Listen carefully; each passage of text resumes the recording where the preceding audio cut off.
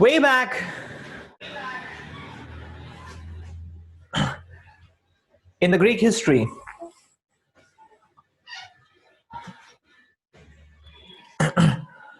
there were times when the great philosopher Socrates was very famous. His insights,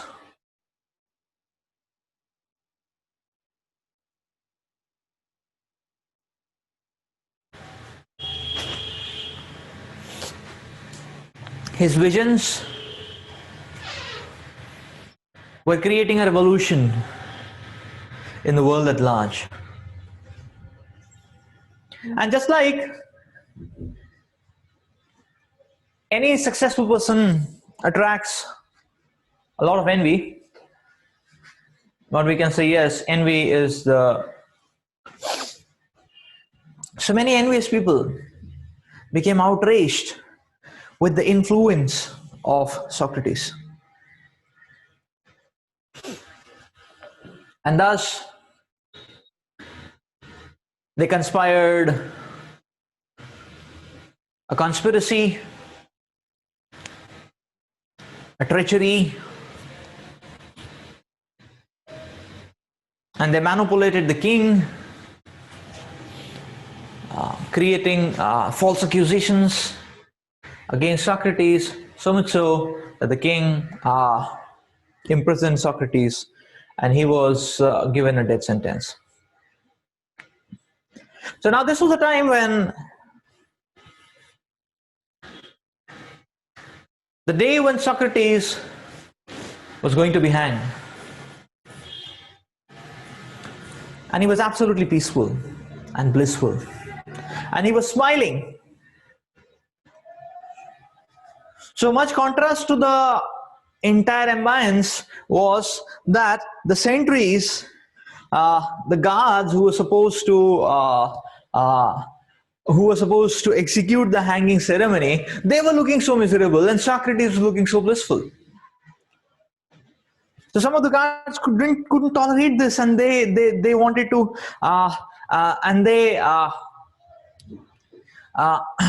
they wanted to bang Socrates with the fact that, do you understand, you are going to die, and you're so blissful and blissful. How is this possible? So they wanted to press upon him the fact that, you see, you're going to die. And they started talking to him and impressing this fact that, okay, now the moment of your death has come and you're going to die now. But Socrates was completely unaffected. He was so blissful, he was so peaceful. He looked at all of their sullen faces, and all what happened was his smile just got a bit broadened. And then he told them something very meaningful. He said that, what to say of killing me? None of you can even touch me. What to say of killing me?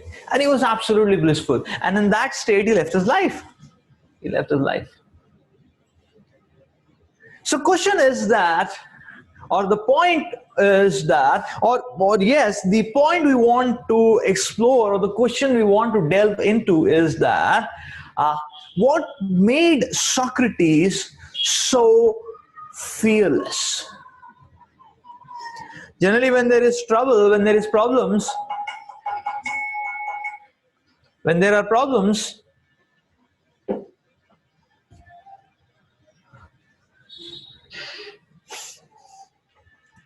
then people become crumble, people get crushed. They are not able to take it up, they are not able to bear with it. So here was the most agonizing situation, the moment of death, and Socrates was about to be hanged, and he was unaffected. So it is this knowledge which was the hallmark of Socrates' vision, which made him so fearless, which gave him so much, or which empowered him with so much strength that he could face any odds, any amount of odds in life, and steer through them in such a victorious manner. That is the science of soul. Science of soul, that is what marks the beginning point of the A, or you can say the ABC of the knowledge given in Bhagavad Gita. But the knowledge given in Bhagavad Gita. So this knowledge is very, very powerful because it can make such an amazing difference in our lives, in our day-to-day perspectives, in our goals, in our roles.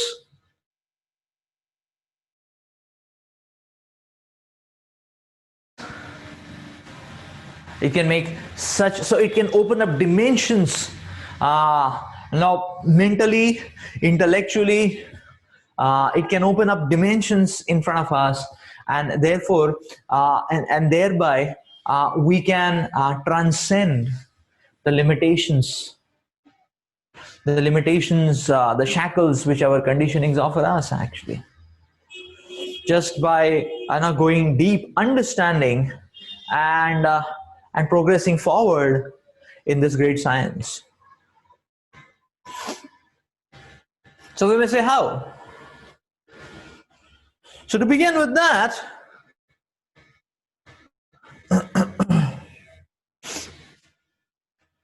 we may say, how?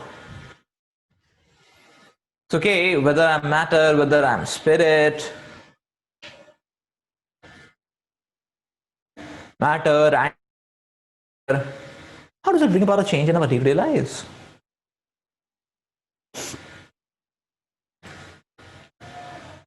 So it's just like this, that before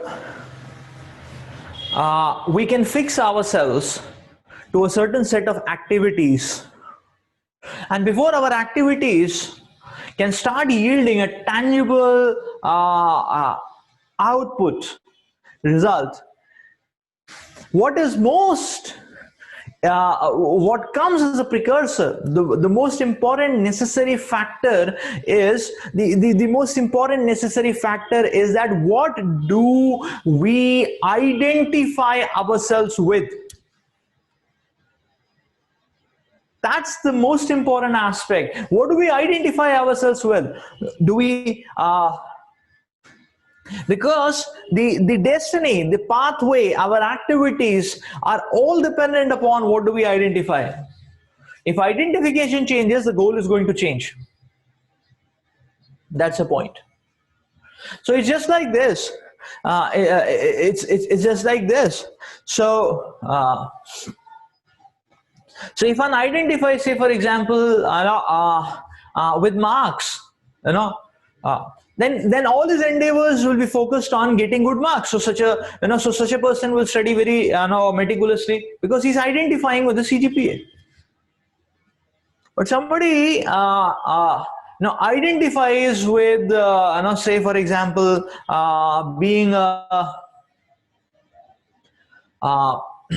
say for example being a being a vagabond, say for example, then all his activities will be in how to show himself off, as if he's very he's a very big dada or something. So the activities get channelized with the identification, just like in KGP we have seen. So there are some students, they identify with their parents and the expectations of the parents. So such students will be focused on studies, we have seen. There are others who develop an identification for, say for example, some posts and positions which some various societies can offer, or the gymkhana can offer. Then we have seen such students, what happens to them is that their CGPA goals will drop. Why? Because now they feel that, okay, I identify myself with the technology society or the technology fest or the cultural fest, but then the whole drive is okay to the grandeur of the fest, and then studies, classes, all of that goes on back notes. So sometimes people are working whole night and they're sleeping the whole day and they'll be bunking the classes and so on and so forth. There are some others, they identify themselves with their hall. There is a great buzz about halt tempo in KGP. People say, okay, the halt tempo should be very high, and there are some people uh, who identify with the hall so much so that hall activities and hall events and the hall's rankings in the various competitions, inter-hall competitions, that becomes so much of a focus that they sacrifice the CPA for that. So it's all about identification. So such a person may be getting a 6-point CGPA, but then he's a big dada and he's a big god-like figure in the hall because he has done so much of sacrifice for the sake of the hall. So the hall tempo and so on. He's an icon of hall tempo. CGPA 6, F grades in 5 subjects. Something like that. So it all depends on identification. Now, when one so it all depends on identification. Actually, when a person identifies with ethics, say for example, then his moves are going to be quite auspicious. He will fit in very nicely with the ecology. With values and so on. But if the goal is say money, if one identifies with money, then one forgets about ethics. So exploitation becomes a norm. So it all depends upon identification. What do we identify ourselves with? So that's why the important question to explore is whether I am matter or I am spirit.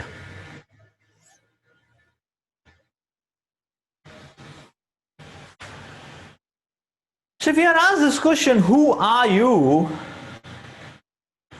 The immediate answers may come is that okay, we may say our name. We may say, so some people say, okay, who are you? He says, okay, I am so and so. We tell our name. So now, but the point is that when the person is born, that time the name is not given. The name is given after a week or 20 days or when the Namkaran Sanskar is done. That's why the name is given actually. So if the name is given on the 7th day, who are we on the 1st or 2nd day of full birth? Some people may say nationality, I'm Indian, but then nationality can change. Some people may say, okay, I am some people so nationality changes. So some people may say, okay, I'm male and female, but it's possible to change gender as well. So who are you actually? That becomes an interesting question to delve into. So anyhow, Dr. Harry Monson, professor of anatomy in the Illinois College of Medicine, he answered this question, from his research. Very interesting. So Dr. Harry Monson is answering the question of who are you? And Dr. Harry Monson answered, so this is Dr. Harry Manson's answer. So he says, okay, who are you? Who's a human being? So he says, okay, most of the human body is water. Most of you is water. And he says, okay, in a 60-pound person, there are, and then he gives the whole distribution of who are you.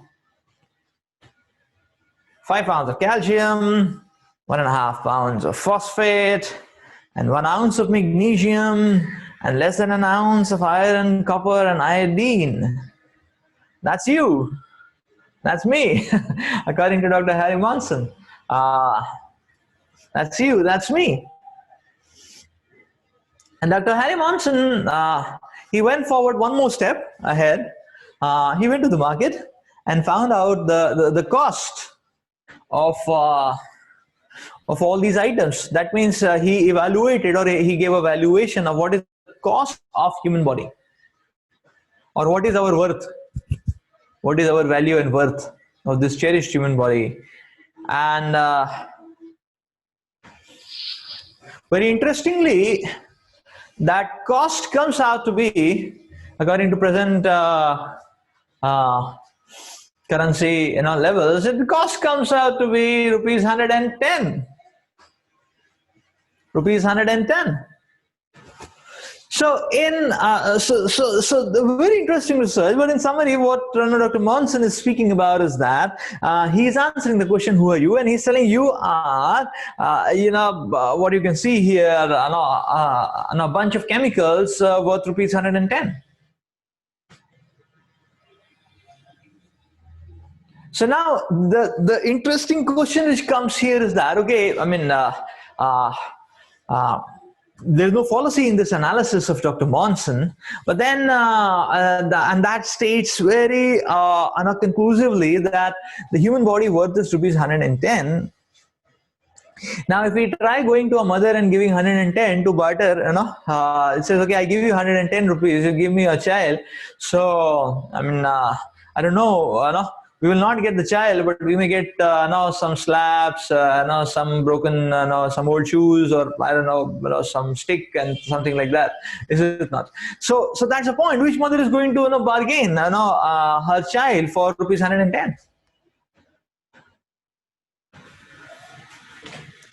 So, the interesting point which is coming here is that when we look for identification in the body, we are making a colossal mistake.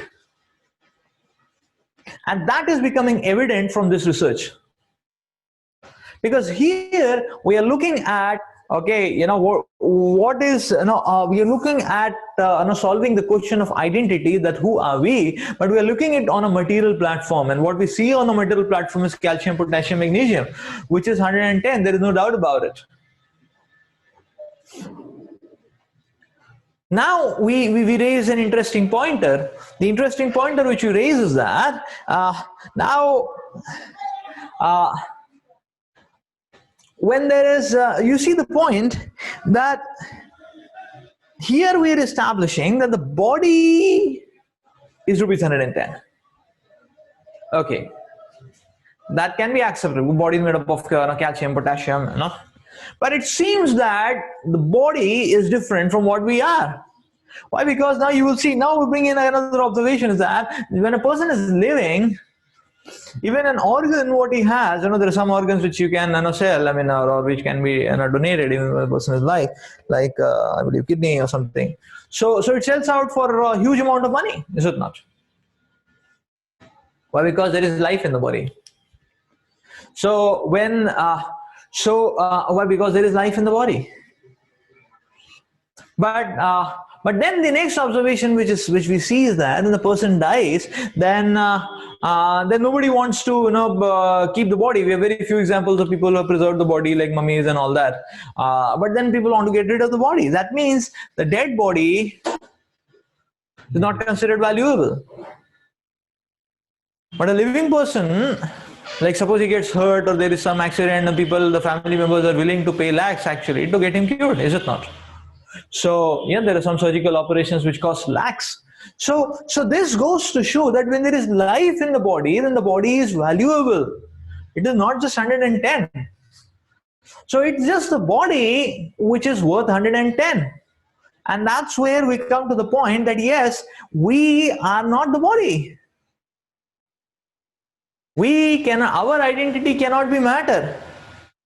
So this is what is happening, that when we search for the solutions, or when we search for the solutions only on the material plane, end up in a result and analysis like this, which seems to be interesting, but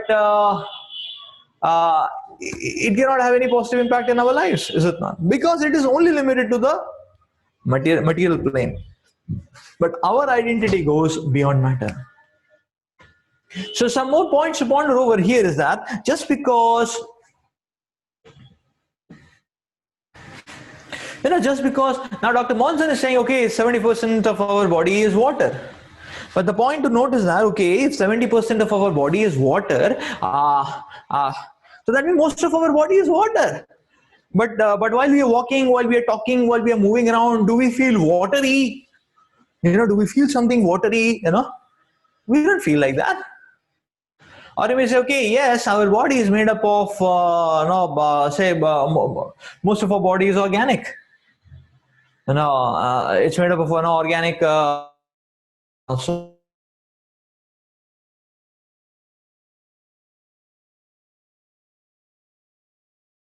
Do any of us ever have a feeling that I am carbonic? No, I have four valence. We feel like that. We don't feel like that. So this conclusively makes a point very clear that we are not these bodies.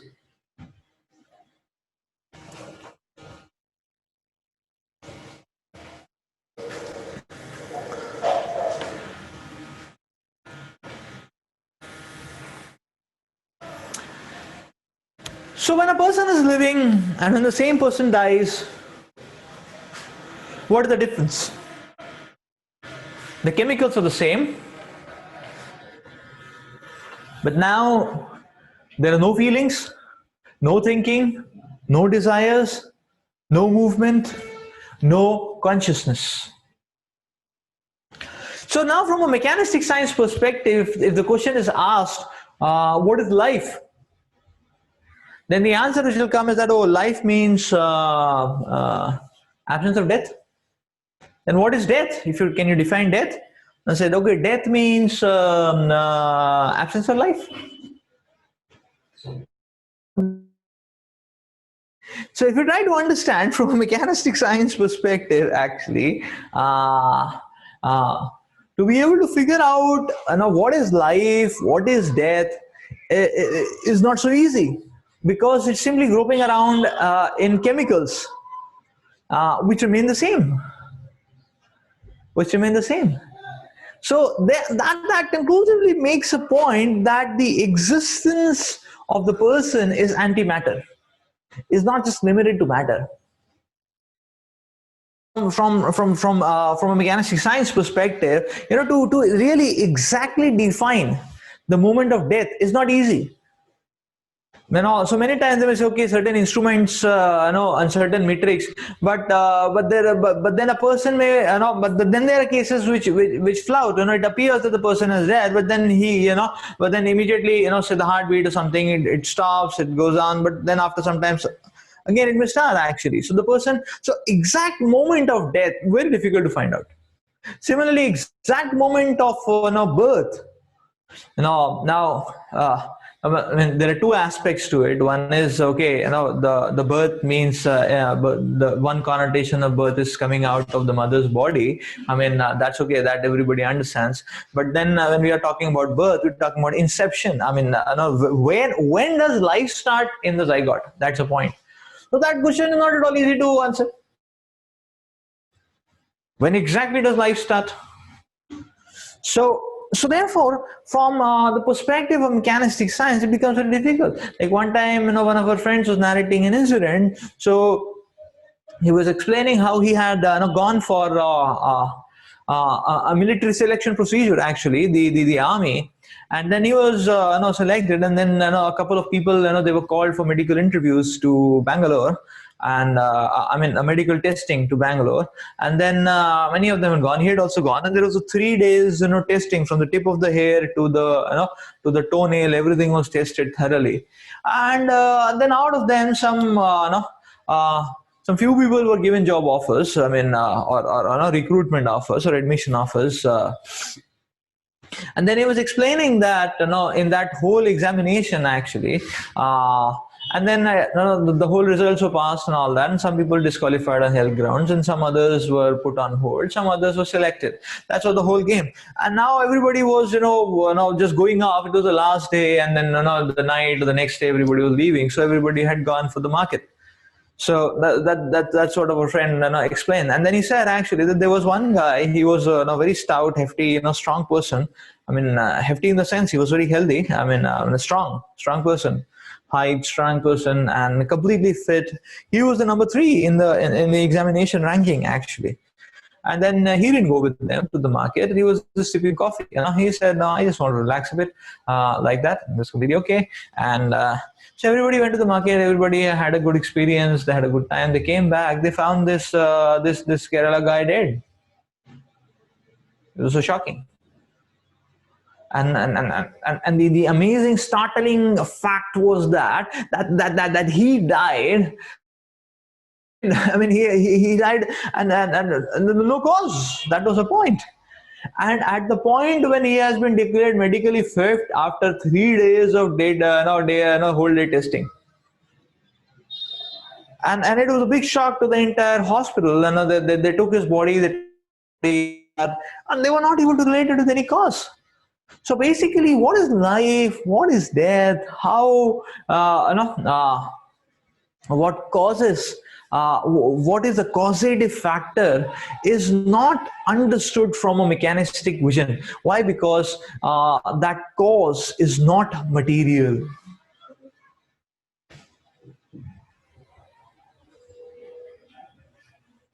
So that's why I'm saying it's the same body, but the soul is gone.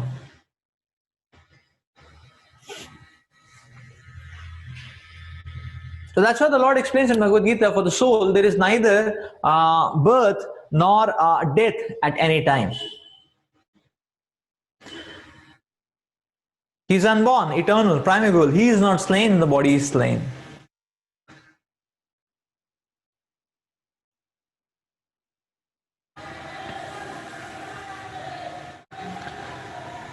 So the Bhagavad Gita explains the body is matter, but the soul is spirit. The body is not conscious, but the soul is conscious. The body changes, the soul does not change. The body is temporary, the soul is eternal. Now, so here, if we ask a question, okay, what is the difference between a dead body and a living body? The simple can perceive is consciousness, chetana. Now, if we define chetana, we can say, okay, chetana or consciousness means the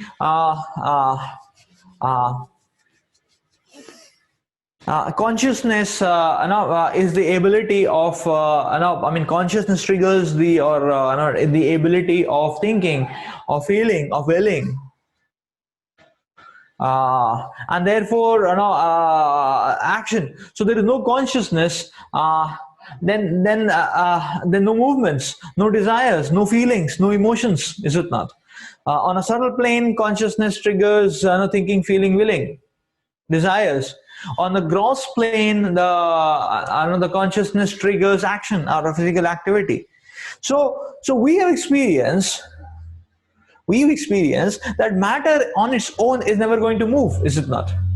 I mean, a car, if it is kept in the garage, the car will remain in the garage for eternity unless somebody comes, somebody switches on the car, gives the steers it out, is it not?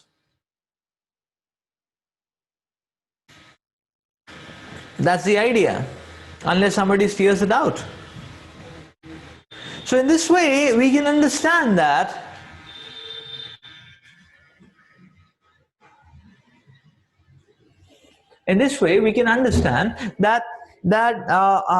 so this is consciousness. Consciousness, the differentiating factor between a living person and a dead person. But now consciousness is like the energy. So what is the energetic? The energetic is the soul. And therefore it is explained that the body is temporary, but the soul is eternal. The soul is the energetic. Just like light is coming from an object, a source. So similar of consciousness. So consciousness can be called as a flux. So this, just like we have a flux or a field. So this field of consciousness is coming from a source. Just like light comes from a tube light or a bulb. So similarly, the consciousness is coming from the object, and that's the soul. And therefore, we see the soul is his spirit and eternal. So the body is dead, but the soul is alive. So therefore, Bhagavad Gita explains that even in this life, the person is changing so many bodies, as you can see in the figure. So that constant factor, amidst the changing bodies, that is soul.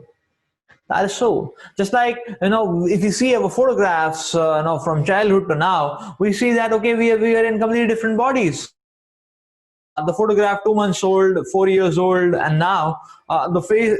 Sometimes it's not so easy to match the face, is it not? It's a different body altogether. It's a different features altogether. So different features altogether. So this goes. What is the constant factor? The constant factor is the soul, and that is what imparts identity. Identity.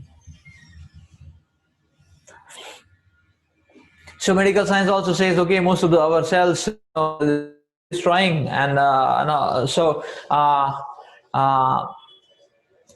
as a thumb rule, in 7 years or so, most of the cells in our body are changed. But that doesn't mean, so biologically speaking, we're in a different body, but none of our mothers reject us.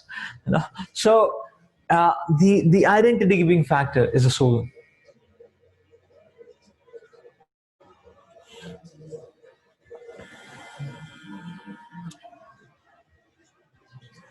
So here it is explained that yes, you are not the body that you see in the mirror.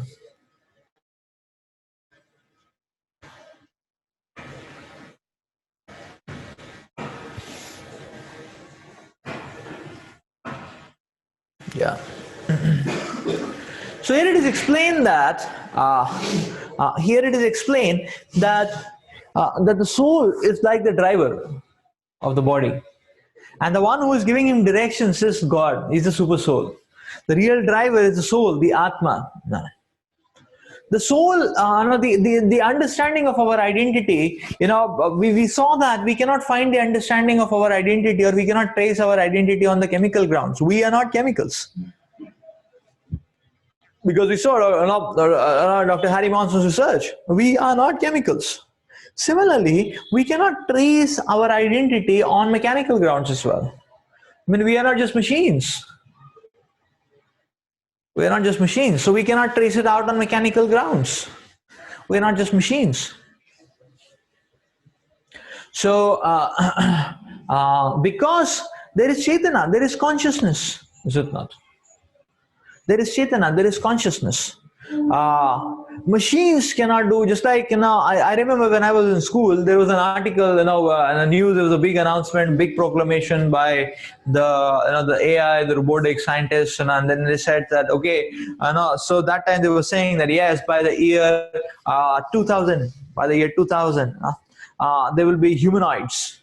There'll be humanoids. There'll be two forms, male and female. And you can marry, anyone like that, and they will be completely programmed to fit your mentality and to completely follow you. And there'll be perfect synchronization, lifelong synchronizations. You can just buy, and it can act as a very good partner. So it's 2021. So it's 2021. There are humanoids. So the whole point is that. The whole point to note is that there is an intrinsic difference between a machine and the humans. The Chaitana, the consciousness, is coming from a higher plane. The tendency of desiring, the tendency of thinking, the feeling, is coming from a different plane altogether. It is coming from the soul. It is coming from the soul. So therefore, the soul is not a machine, actually.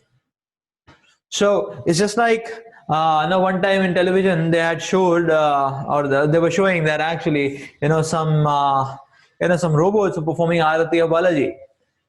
Now, if you see a scene of robot performing an Arati of Balaji, so it may appear that as if, something, now to a villager it may appear that, it is so fabulous. I mean, the today's science, they have made a human being only, and that human being is performing Arati, like that. You see how much advanced science has become. Only a villager can say like that. Now, somebody who understands a little bit more technology, or a little bit of physics, or a little bit of electronics, he can say or mechanical engineering, he can say that it's nothing much actually. What is it? It is just a servo motor, and the servo motor is just doing rounds, like that, and you have programmed it at a certain frequency, and that's it, right? How does that compare to a human being at all? But a villager may feel, yes, the human being does arti like this round, and the robot is doing arti like this round, so it's all done, is it not? It's a dimensional difference altogether.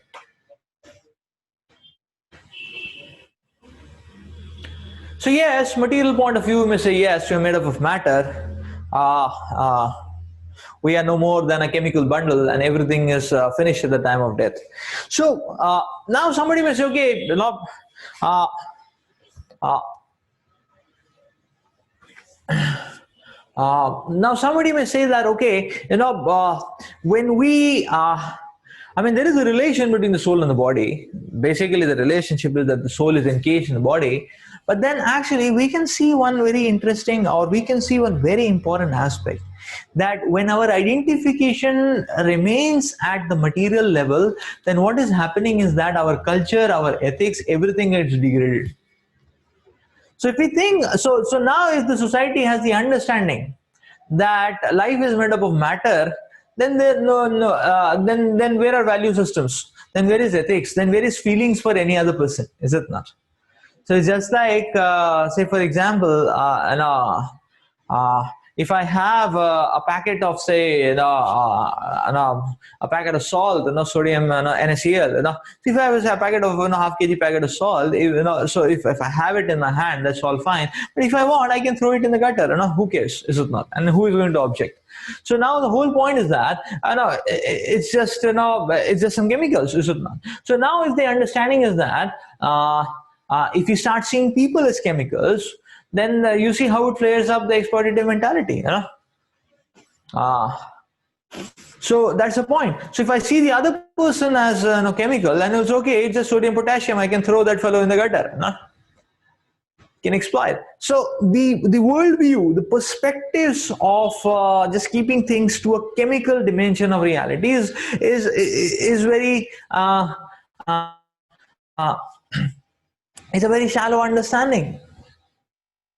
There is, so we need to accept the antimatter presence of our existence.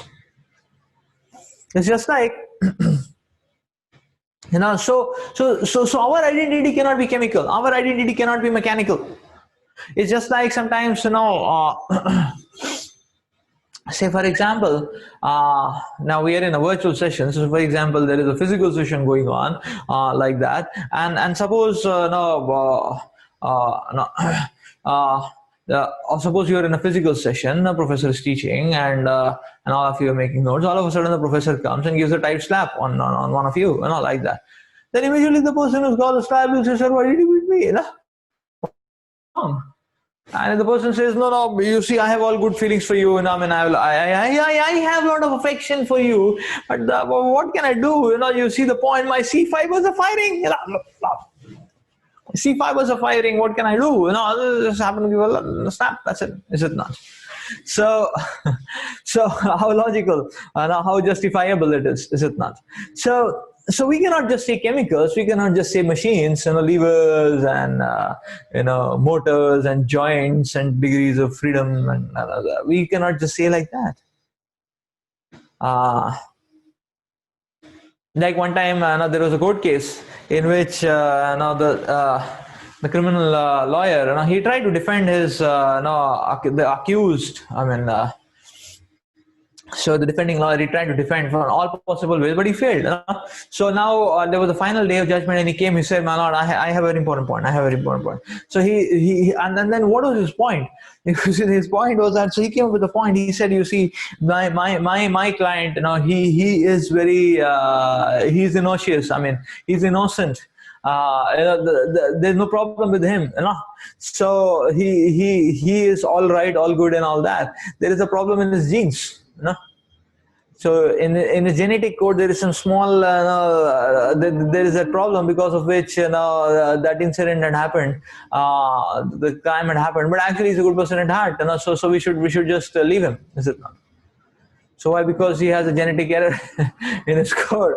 So now whatever, how does it sound? Is it not? How does it sound?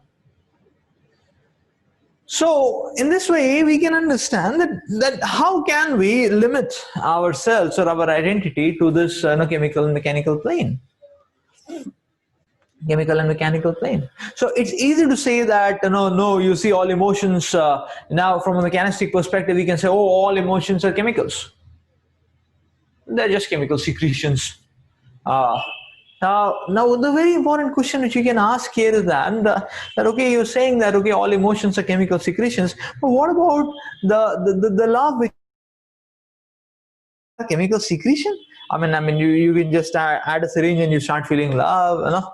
It doesn't work like that. Yes, there are secretions, but secretions are the effect of an emotion. What is the cause of the emotion? Who experiences the emotion? So when we go to causal grounds, then we cannot find the answer to causal grounds on the grounds of matter.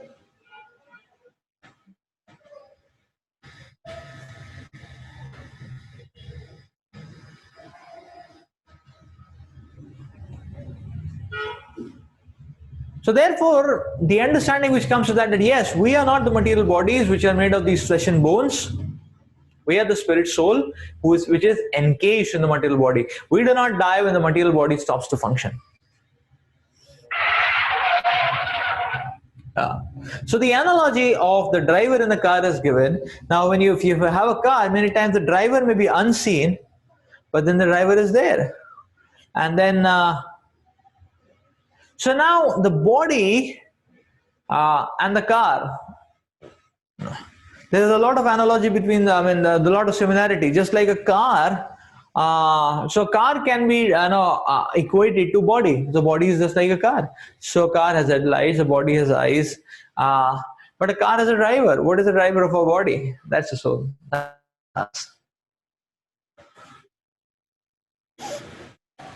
So the car cannot budge an inch without a driver. The body is termed dead without the presence of the driver, the soul.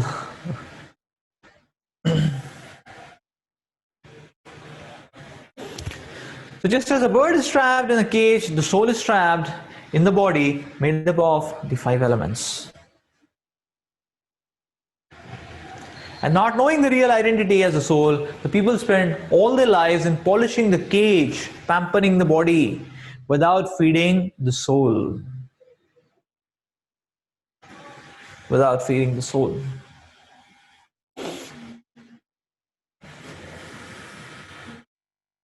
So this is the point which comes up here, is that polishing the cage, simply polishing the externals. So simply polishing the externals. We have to so here the Shastras are giving this analogy, the cage and the bird.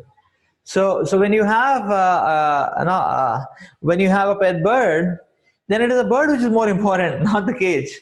Okay, the cage needs to be clean, and the cage may add, may give a little decorative aura. But if one is simply polishing the cage and not feeding the bird will die. And what is the use of a cage without a bird? That's the important point. So therefore, many times, when it comes,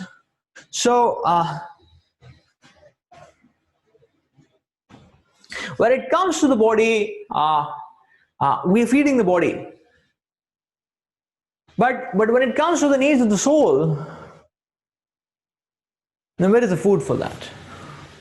And that's where the emptiness in our lives is coming from.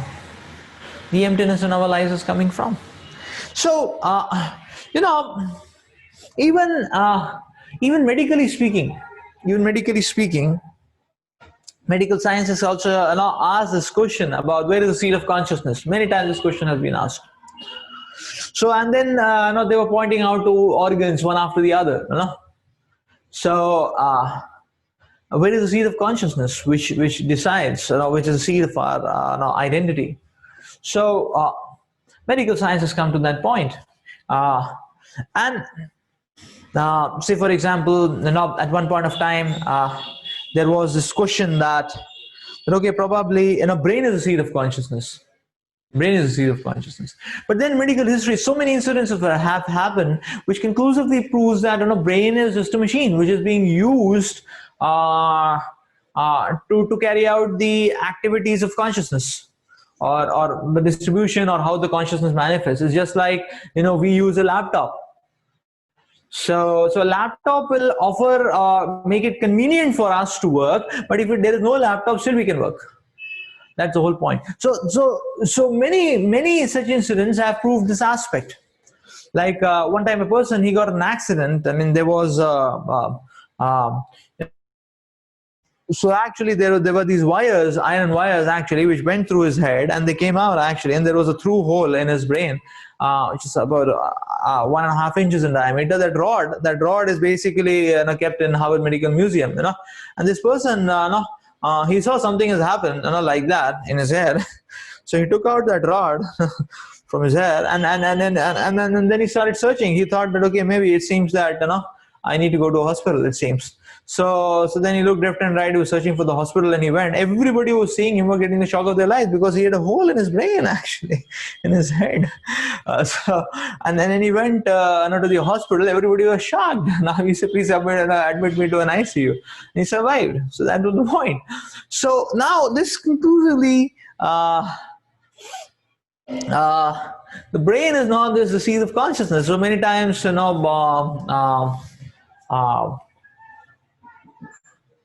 neurosurgeons speak about this, and many times they really don't understand the brain surgery, what exactly is supposed to be done. And sometimes they say that, just to try out, if nothing was working out, they just remove some gray matter, Now, if you remove gray matter, it should lead to impairment. But then there are many records in which, neurosurgeons talk about that removing the gray matter, solve the problem. Nobody knows how, but that's what happened. And there are cases which are recorded in medical history. So the point is that the brain is like a machine. There was a very interesting experiment before, which was done by Dr. Wilder Penfield. Very interesting experiment. So what Dr. Penfield had done was that, so he had told his patient, you just sit relax, and he said, okay, you don't do anything. When I ask you to do something, you do that, and other than that, don't do anything. Just sit and relax, chill out. Okay, all good.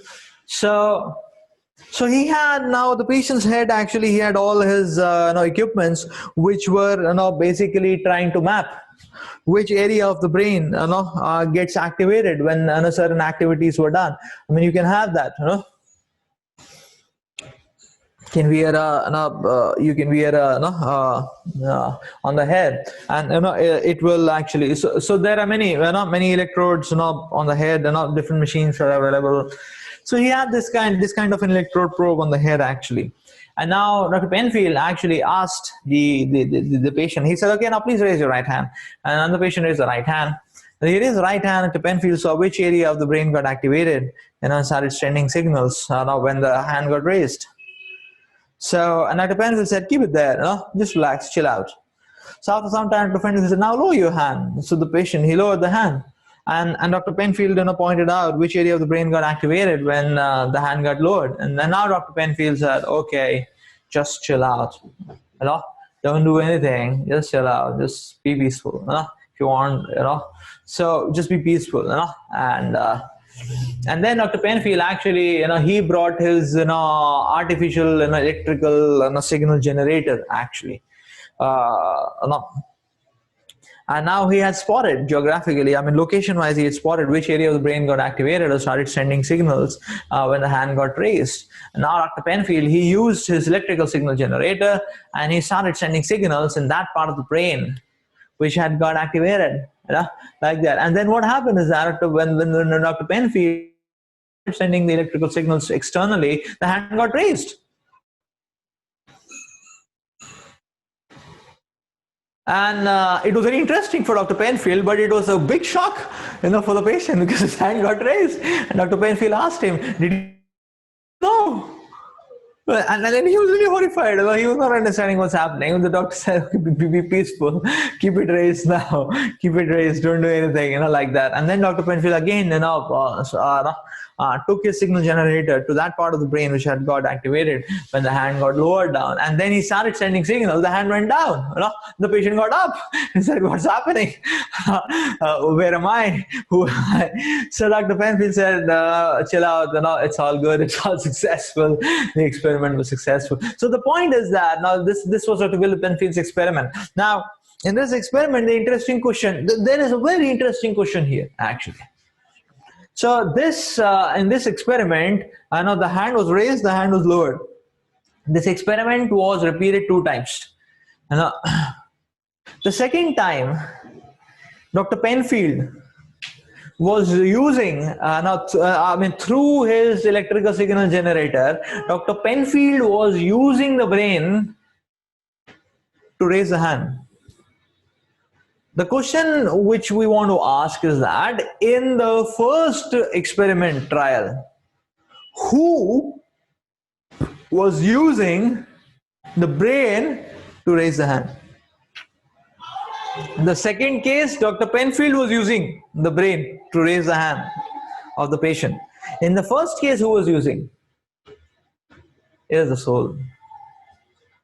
So that's the point. The brain is a machine which is used to do the activity, but who is the person who is doing the activity? That's the soul, actually. So in the first case, when the patient had heard raise the hand, it's the soul which is hearing, and it's the soul which activates and uses the brain to raise the hand.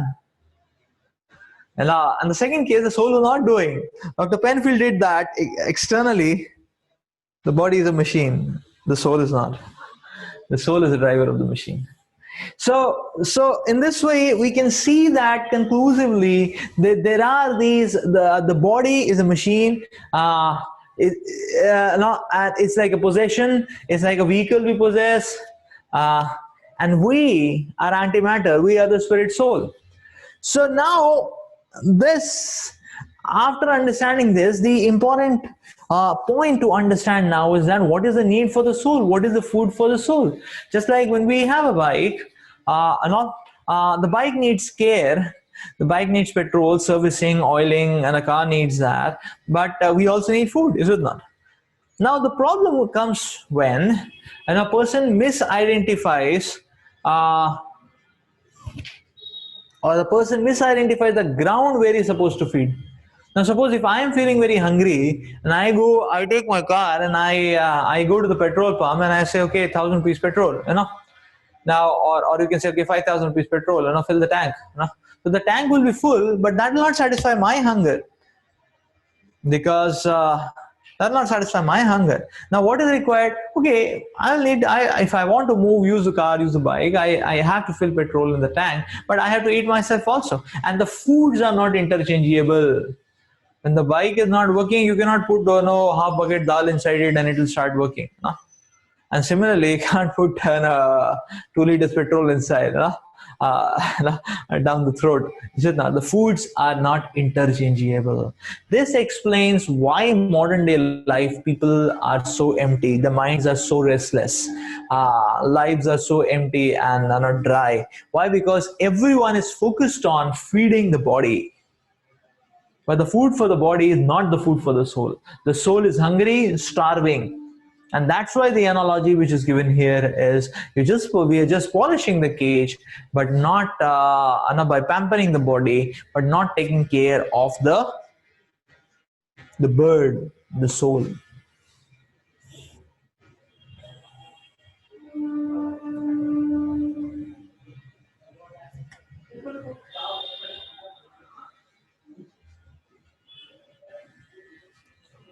Okay, so is man not a powerful computer or a robot? So here the example is given, the quick example. I mean, this is just to refresh or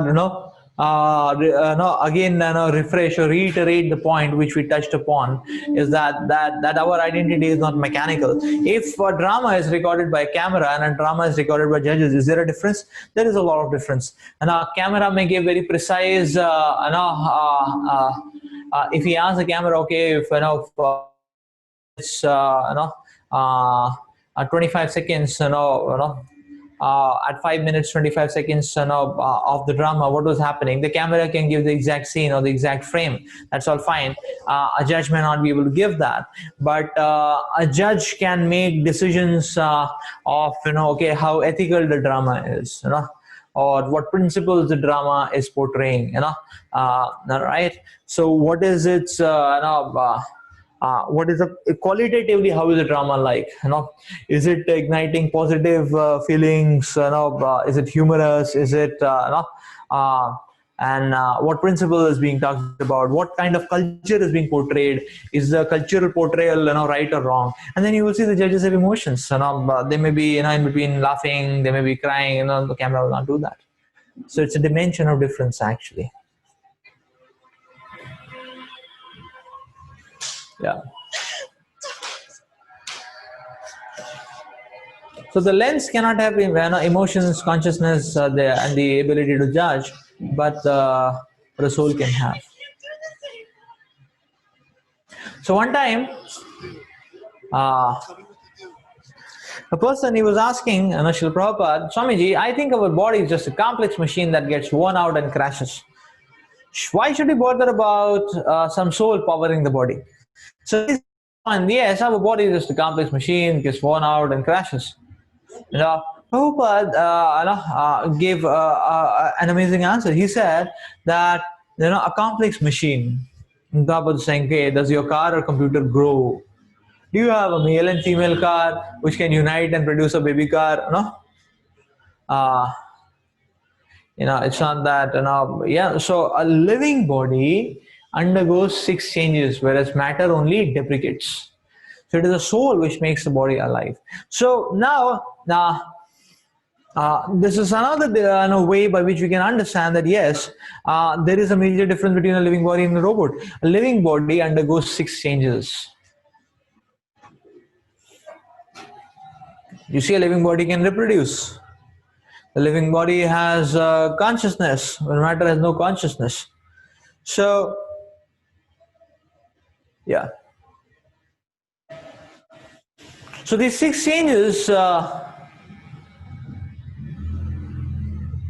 Yeah, so the 6 changes are basically, the living body is born, it grows, it maintains, it produces byproducts, it remains for some time, then it dwindles and destroys. Whereas matter, there's no question of growth, there's no question of, okay.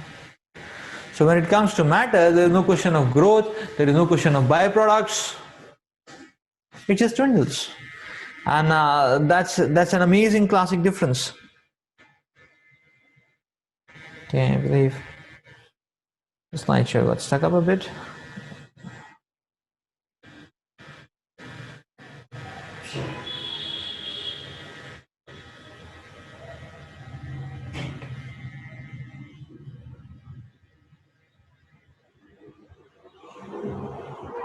Okay, just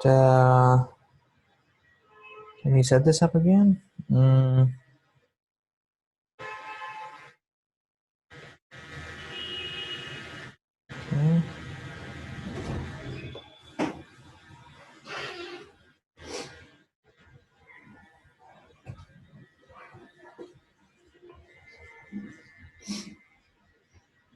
Okay, so it comes here. Yeah.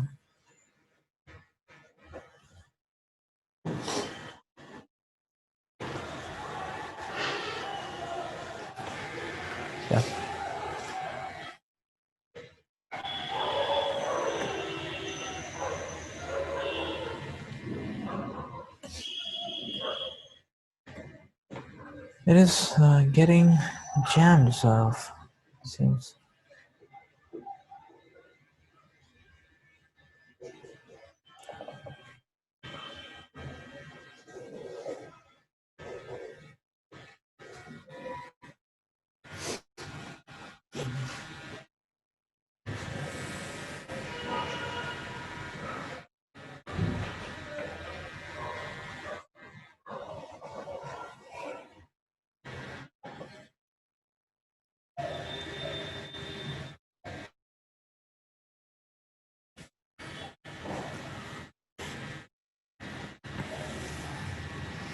So in fact, we can see that our probe towards finding out the soul or finding out our identity doesn't meet a solution or an end if we go on the lines of chemical or mechanical or electrical. So we are not electrical, we are not chemical, we are not mechanical. In fact, there is a layered the soul and how the soul is covered actually is a layered understanding. We had touched upon this in our discussion on mind. So the soul is the driver. The soul is covered by the first covering on the soul is the gross body. I mean, the subtle body. The first covering on the soul is the subtle body. Now, the subtle body is made up of mind, intelligence, and ego. That's a subtle body. And then the soul is further covered by the gross body. The soul is further covered by the gross body, and the gross body is made up of air, water, fire, ether, earth. So the Pancha Mahabhuta makes a gross body, the mind, intelligence, and ego makes a subtle body, and the soul is entrapped within, actually. So just like we can identify the subtle body, we can identify the subtle body. Why? Because we can see that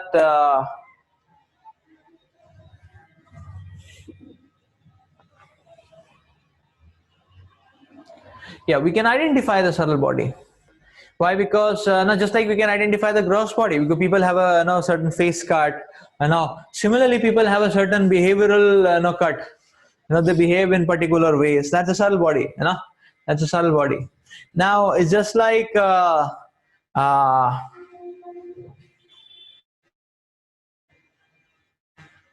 okay,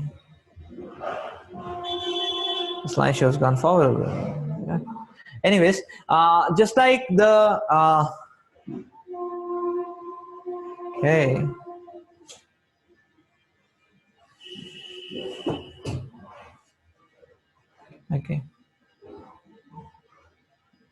Okay.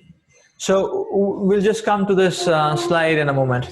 So it's just like now the gross body can also change a bit. Just like sometimes people in a matter of a month or two, they may become fatty, or somebody has started doing serious workouts, and he was obese before, and then he may get toned up, and so the gross body also we can see the change.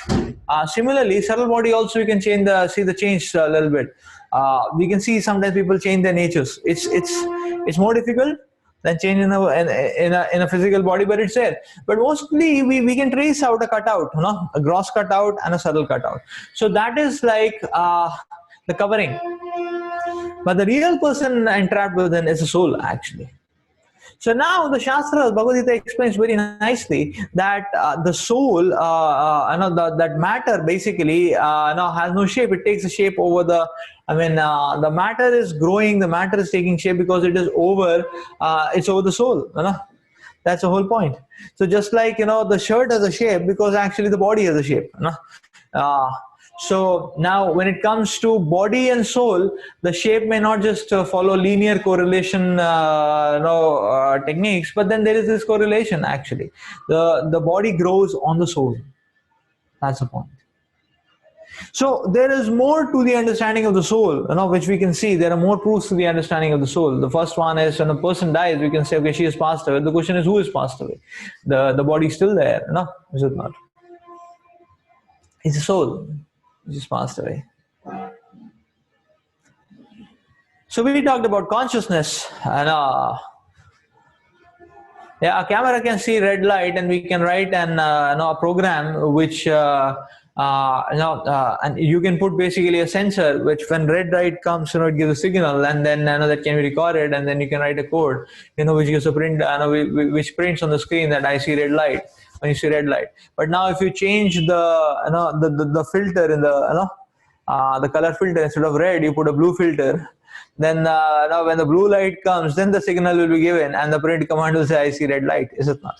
But when a human being is seeing red light, the human being may remember the red Lenga Choli which his wife had worn when on the day of the marriage, or they may have some sweet memories. So that's consciousness. That's consciousness.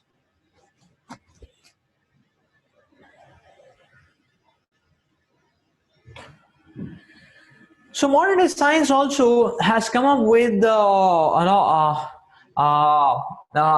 has come to face and to explain the antimatter existence. Actually, one of the proofs in this direction is near-death experiences and out-of-body experience studies, actually, which have been carried out massively. So many scientists who are prophesizing out of body experiences, like this one Michael Sabin, and so when he started his research, he just wanted to kick it off because he was thinking it's all a hoax. But when he went into it, with years and years of study into it, now he's become a brand ambassador for out of body experiences, near death experiences. That's the point. Uh, so there have been cases in medical history where people have been on in a situation when they were just at the moment of their death. It was a very critical surgery going on, they're completely unconscious, and somehow they survived and they came back to consciousness, and then they are explaining to the doctors what they saw, how the operation was being done. So the details of the the operation, what kind of instruments were used, everything they are able to recall. Whereas no, it's not possible physically. I mean, because biologically they were on anesthesia.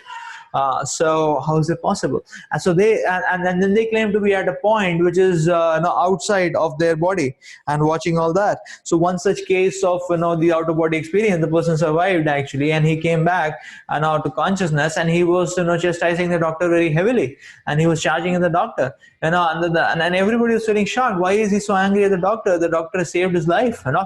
So, and then he made a point, and then he was narrating what happened in the operation table actually, and then while doing the operation, the person, he was narrating that.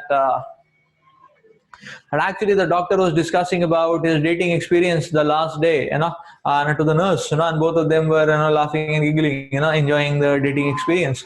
And then this patient was so angry. He said, "No, I mean, I could have died. You were on a, you were on a romantic episode, but I was on a death trial. So this was, so he was charging actually. So our body experiences. Near-death experiences.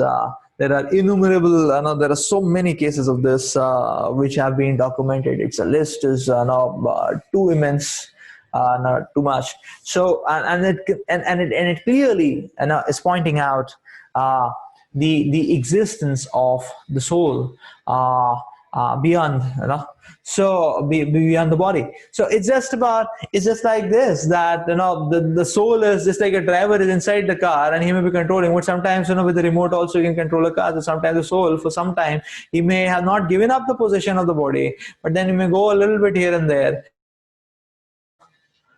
in some way. So that's about out of body experience. 11 to 14% of the average American population who are mentally and physically healthy have had OBE. Yeah. So Dr. Michael Sabin, cardiologist and professor at the Emory University Medical School, he says there is enough research in NDE with impeccable scientific credentials.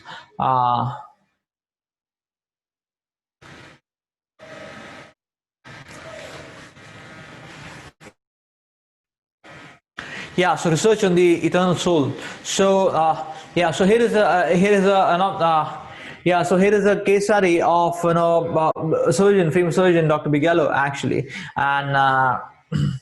So Dr. Bigelow basically had been a surgeon who had devised many techniques of surgery which have been rampantly used in the field of surgery. So Dr. Bigelow actually he actually started prophesizing the need of a research on the soul and the needs of the soul, because he says that after my 30 years of my profession as a surgeon, I'm convinced that the soul exists. Why? Because he's saying I have seen death so closely. The living body, the dead body, within moments I have seen there is such a drastic difference. The body remains the same, but then actually there's no life. It's the dead man is so cold immediately. It's all dull, it's all cold. It's conclusively, it's so clear that there is a personality, there is a soul which has left the body, and he had been so he had been massively propagating and to drive the research on the soul, and getting grants for that. Dr. Bigelow. So when it comes to there are dozens and dozens of books by so many the dozens and dozens of books in the market which talk about which list these cases of near-death experiences, out-of-body experiences. The next field is reincarnation. Reincarnation studies, in reincarnation research is the studies of past life memories.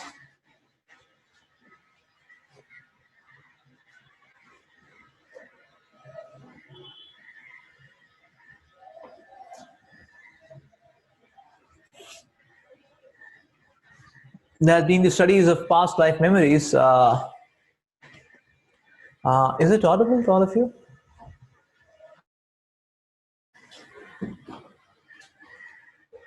Okay, I think the visual is not probably. The audio is on. Yeah, so there have been these studies on past life memories, um, um, and many scientists have been into this. For example, Dr. Stevenson, who was a Castle professor of psychiatry in the University of Virginia, he extensively investigated over 2,000 cases of spontaneous reincarnation, memories, the past life memories. Dr. Stevenson. So, and then many scientists, in that line, so Dr. Stevenson's research, has been very interesting, very, very interesting and intriguing. He was only researching on children who were about 5 years of age, or a little less than 5 years of age, no more than that. And then he had a very strict criteria that actually the child who's talking about a reincarnation, a past life memory, there should be at least 60 facts we should be matching, and then he came up with many, many interesting metrics. Actually, Dr. Stevenson, he found out that all over the world, different geographic locations, there are these cases, which are genuinely talking about a memory of a life which is conclusively, which is from all perspectives much, much different from what the life which they are living now, and then all these facts and criteria matching.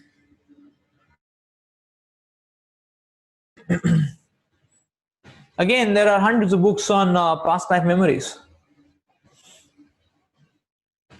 Past life memories. So Dr. Stevenson talks about that. He comes to he found out in his reincarnation studies actually. So basically, this whole section was quite interesting. He found out in his studies that actually there are many interesting things which you could relate. He could find that actually, people, the children are narrating facts which are conclusively different. Like, say for example, he found actually that there are now suppose if there is a child in a poverty-stricken family, and then the child is talking about in his past life being in the say for example the Ford family, the Ford group or something like that, then you may say, okay, there is it seems to be quite dicey, like if somebody says, okay, I am reincarnated, I have past time memory, I was I was Mr. Ford. So Alfred Ford or something. So that may not look very sound case actually, but then the reverse appears to be a very strong case, and Dr. Stevenson found such cases. That means the people who are born in a millionaire family, in the children, and they're talking about a past life where they were a slum, were somebody in rags. So this kind of interesting aspects Dr. Stevenson found. He found that okay, there are not only memories, there are phobias. The people who are talking about reincarnation studies, they have a certain phobia which he matched to the way the person was killed in his previous life. Like now Dr. Stevenson found out that okay, here is a child, he's speaking about, he or she is speaking about a past life. In the past life, the person got validated from the records, and then there is a record that past life, say the person got killed by getting drowned in the water, say for example. And now the small child who's talking about the past life memory, now the child is having hydrophobia. As soon as he sees water, becomes very nervous. It's a phobia. So Dr. Stevenson found that somebody who got stabbed and got died, now he is having a phobia of sharp weapons. As soon as he sees the sharp weapon, immediately that phobia gets triggered. The person becomes very restless, sweating, the heart is palpitating, the person faints and all that. So phobias coming from past life. Dr. Stevenson even found that there's not just phobias, that there are these. He found that he went no, much ahead. He found birthmarks. So a person, now the child is talking about a past life. Dr. Stevenson found out, did an investigation. He found that in his previous life, when the child is talking about, that person really existed. That person had this life, and that person, suppose, he got killed or he got shot by a bullet, and that's how he died, somewhere, on the chest. And then there are these post-mortem records, which can exactly tell, which, where the bullet had hit, like that. And Dr. Stevenson found out that this child who's speaking about that past life, now here in this life, he is having a birthmark, the location of the birthmark corresponds to the postmortem report where the bullet had entered. So that point is yeah. So there is there is a prominent mark there, birthmark. Like the Svensson found out. Now, this is also now if you the understanding of the soul, this is not difficult to understand. Why? Because it's at the time of death, what exactly happens is that the body dies, but actually it is the impressions of the mind which take one to the next body. Now, certain activity, when it is very much traumatizing, it goes to the level of the mind. And if the picture has gone to the mind is a simulation software which does the 3D printing of the next body. So if you can enter the simulation, an activity which is too traumatizing enters the simulation, so it enters the mental plane and it changes the simulation. So its effect will be seen at the time of death, because death means the present body is gone. Death also means the second body is 3D printed. The next body is 3D printed based on one's desires. So Dr. Stevenson found this.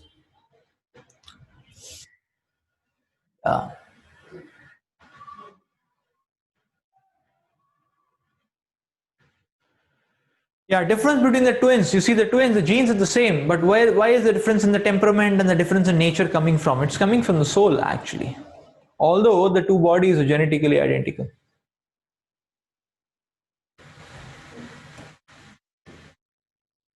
Yeah.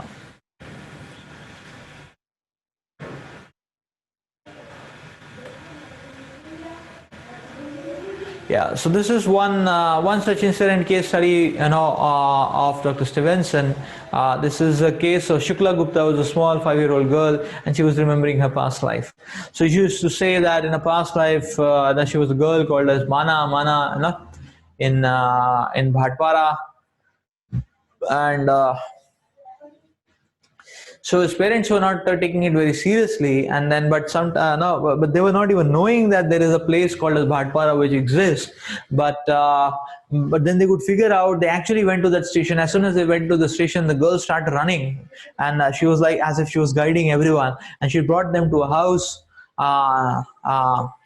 And she was taking the reed, and she brought them straight to the house of Shri Amritlal Chakravarti, and then and she used to and she was behaving as if she's the daughter-in-law of Amritlal Chakravarti, like that. And then she was identifying her husband, Haridan Chakravarti. She identified her husband's brothers. She knew the names. She knew the details of the house. She brought. She went up. She opened the sanduk. She brought out her sarees. And she used to always keep calling out for her daughter. Minu, and like that. And then now she was seeing her daughter was 16 years of old. Minu was 16 years old. There was actually a girl like that, and then this small girl Shukla, she was 5-year-old girl, and she was taking Minu, she was cajoling her, and crying, like a mother. So many such, and she spoke about details like everybody used to call the husband's brother as Ketu, but she told his name Ketu. She told his actual name Kshetranath, which nobody knew. Never knew that because nobody was using that name. So like this, she spoke so many facts, and she showed the where her family had brought her first time, just because she used to always keep taking this name Bhatpara, and then she used to call out Minu and keep crying. such case of a genuine past life memory by Dr. Stevenson. So now the question is that, there is a set A, there is a set B. If it is completely different, there is no intersection. It has to be disjoint, is it not? So Shukla is a different life, Mana was a different life. What is the intersection? So it's the soul, which is the intersection between the two, actually. So the body is completely disjoint. It's the mind, which remains. The mind doesn't change. It's the subtle body which remains, and then the soul. That's the intersection.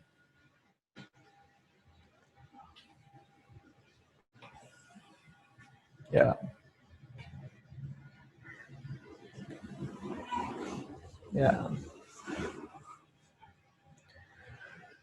So therefore, the Shastras are explaining that the soul leaves the body behind at the time of death and is taken to another womb based on the quality of desires stored in the subtle body at the time of death.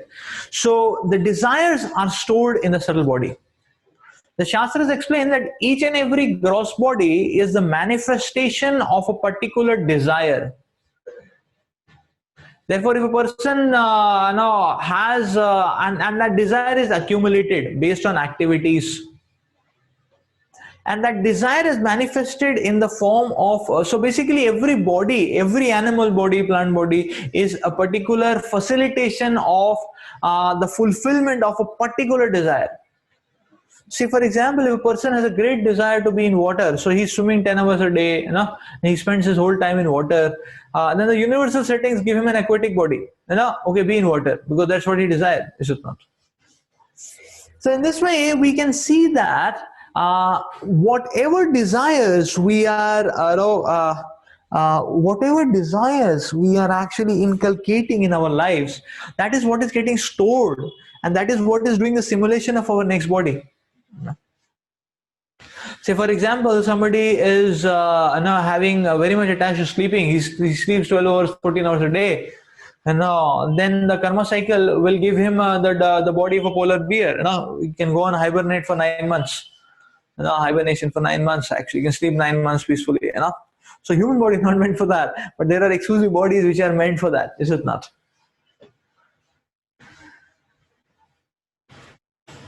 Yes. So therefore, the Lord explains the mechanism by which the next body is offered. Whatever state of being the Lord says one remembers when one quits his body, O son of Kunti, that state he will obtain without fail.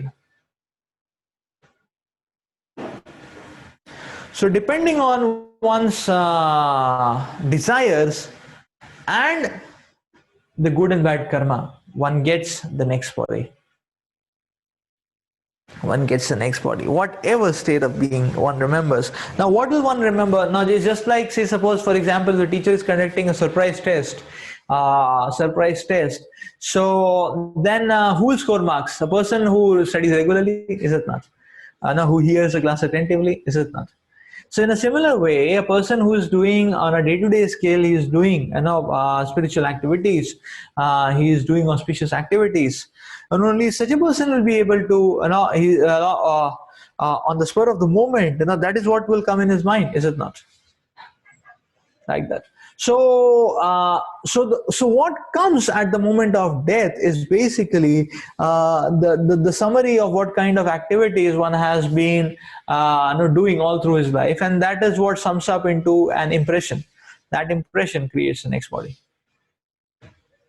So we can say, yes, death is basically the titration point. In a titration experiment, whatever titration chemical you have entered, that only titrate will come out, is it not? So only the manifestation takes place later. But the whole 1.5 hour experiment, the pipette, the drop is falling.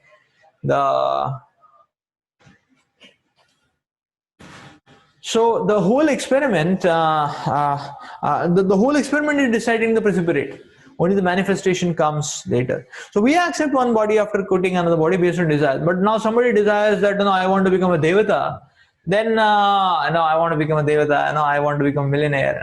If that is the desire, then the next thing which karmic settings or universal settings will see is that what is whether we have done good karma or bad karma, whether we deserve it or not. Just like in JEE, everybody may want computer science, but then they say, okay, how many marks you have got in your, JEE, relatively. So if you are, yes, if you are in the top 100, 200, then you can have any desire. But if you are 5,000, 8,000 rank, then after everybody has desired, whatever is remaining is your domain to desire. Is it not? Karma, that's the paying capacity, the karma, the good or the bad karma. So when one ignores God's laws and engages in sinful activities with his impure mind and senses, then one glides down to animal bodies. So you see here it is explained, if you see, there's a gluttonous person, he's eating meat, so the universal settings may be, is very attached to that. Universal settings may offer him a carnivorous body, keep eating, Now,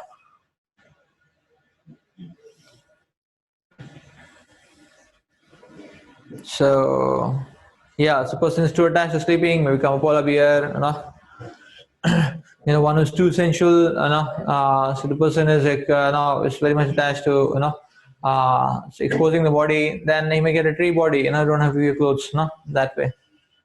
So in human form of life, we have developed intelligence to discriminate and lead a responsible life. But if one doesn't do so, he engages in these sinful activities, meat eating, intoxication, gambling, illicit sex. Illicit sex includes all kinds of pornography and everything, So if one indulges in all that, then that's sinful actually. Then that's how one is paving a very bleak future. One is paving himself to be in a miserable animal body, is it not? That's the point. So so you may say, okay, what's wrong with meat eating? I mean, that's a personal choice. So yes, scientifically we can speak many things. Now, some people may say, okay, proteins are required, health is required, and all. There are vegetarian alternatives to that also. Yeah, we can speak. Biologically, we can speak how our intestines are not suited for meat eating. The long intestines and all. It'll work very good with the vegetarian diet. But the most important, or the most important ground on which we can say no to such a craving or to such a drive is on grounds of compassion. On grounds of compassion. So because life exists in everyone actually. So the spirit soul is the same whether it's in our body or animal body actually.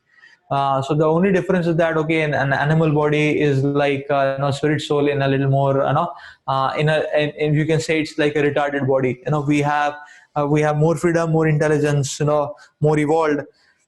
Animals are lesser. It's just like a father having two sons. One is, say, suppose an IIT, and the other person is mentally retarded. But both the sons will be dear to the father actually. That's the point. So whether we accept or not, all life forms are our own brothers and sisters. So the grounds of compassion, intoxication, gambling,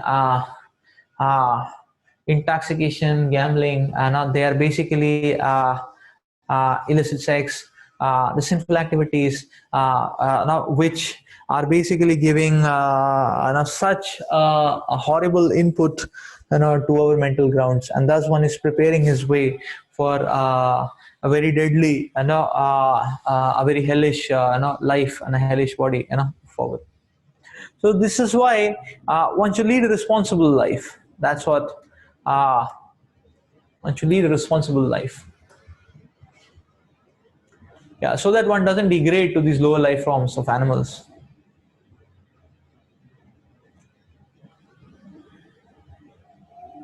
So if we lead responsible lives following the religious principles and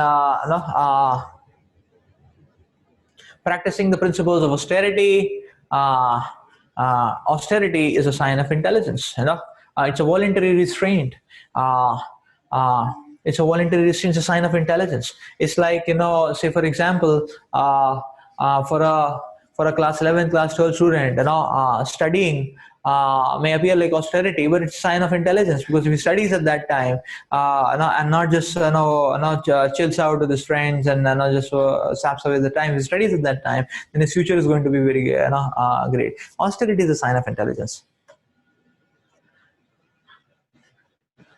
Sacrifice, actions to please God.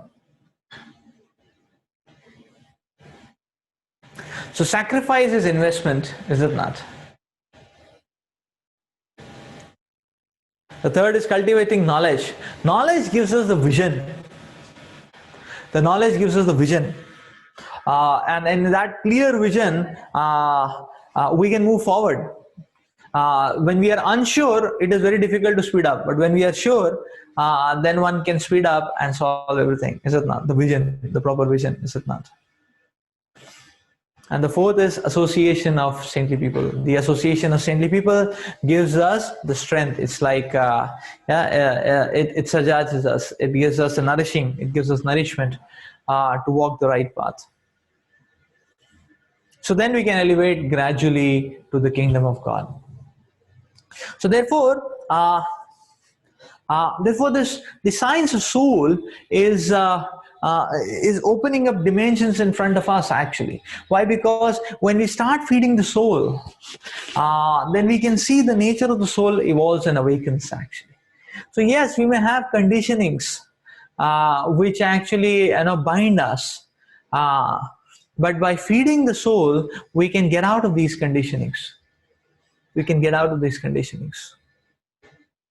That's why we need. That's why if we come to the level of the soul, then it is hope giving. Actually, then we really know the ground on which we can work. Is it not? Like anybody, because of our limitations and all, there are so many material grounds. Sometimes there's a deadlock and we just cannot work on it. Is it not? But this is one dimension on which every one of us can work. Whether somebody is in a is in a very whatever is one's status quo, whether one is in the status quo of millionaires, or one is in the status quo upper middle class, lower middle class, below middle class, whatever class, actually one can work on the soul. So that's how the knowledge of the soul can give us hope, can give us can make the road very clear of how we can progress ahead. So now we come to the most important question, that is, what is the food for the soul? Now, connection to God is food for the soul, and that can be experienced. The connection to the God, whenever is food for the soul, actually. Is food for the soul. And with that, we want to introduce the first experiment which we can experiment and implement in our own lives at home, is the experience the connection to God, the food for the soul. So Shastras describe. Okay, let's take to the other slideshow.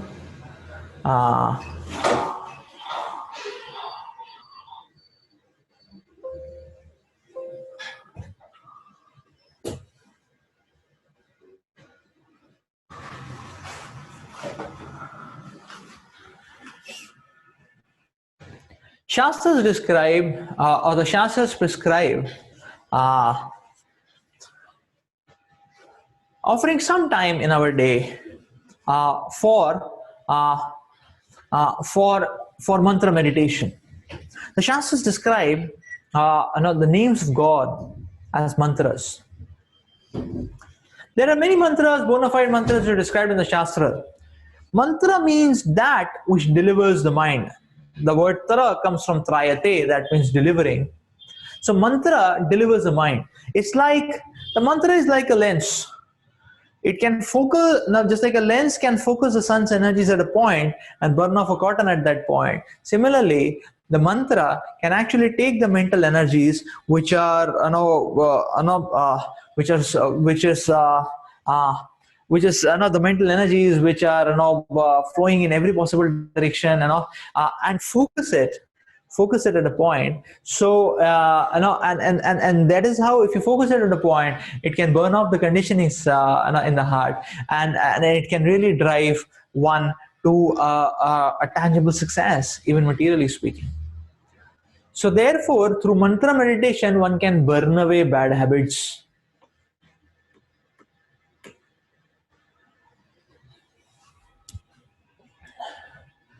So research has shown that actually when one research has shown that people who chant the holy names, the mantras which are explained which are given in the shastras, such a mantra meditator is in the alpha zone of his brainwave frequency of 8 to 13, in which a person is very alert. He's not drowsy, he can take action, and he's very relaxed. So no pressurizing. So he can take the best possible and the most efficient action. So according to scientists, and so yes, this brainwave frequency can be measured from electroencephalograph.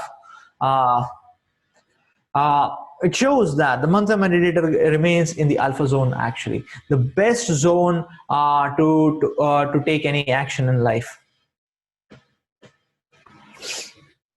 In his doctorate thesis, Dr. David Brian Wolf researched on the effects of chanting the Hare Krishna Mahamantra on stress, depression, and he says that actually chanting this mantra regularly, persons who do that, persons who are habitually, who are habitually thinking of depressing thoughts such as "I am worthless," their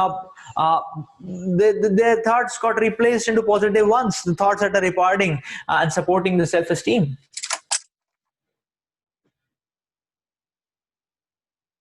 Yes, freedom from reactions of sin.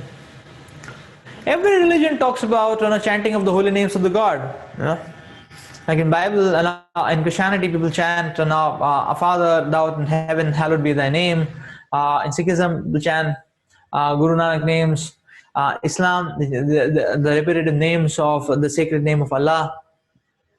In Buddhism, Namamitsu Butsu. So Sanatana Dharma also recommends repetition of the holy names of the Lord in the form of a mantra. There are many bona fide mantras. Many scriptures extol the glories of the mantra. Like say for example, the Narayana Samhita talks about.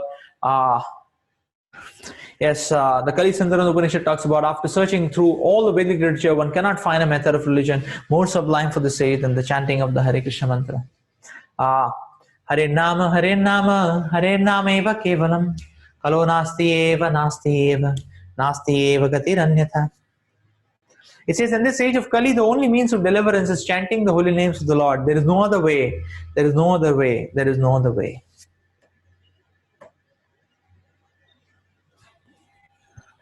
So we practice chanting or mantra meditation, chanting the Hare Krishna Mahamantra, which is mentioned in the Kali Sandhana Upanishad, and which has been glorified in various places in the scriptures. Hare Krishna, Krishna Krishna, Hare Hare, Hare Ram, Ram Ram, Hare Hare. So there are many bona fide mantras which are mentioned in the scriptures, which the Shastras are giving. Like Om Namo Bhagavate Vasudevaya, so similarly, so there are many such bona fide mantras like that. We practice chanting not this mantra because it has been specially glorified in the scriptures as a very quick remedy for this age, very quick uplifting medicine, purifying medicine for this age, actually. The Hare Krishna Mahamantra. Now we may say, okay, that see, there is a great science in this mantra. Just like now we may say, okay, can I make my own mantra? I can say, okay, Ram, Shyam,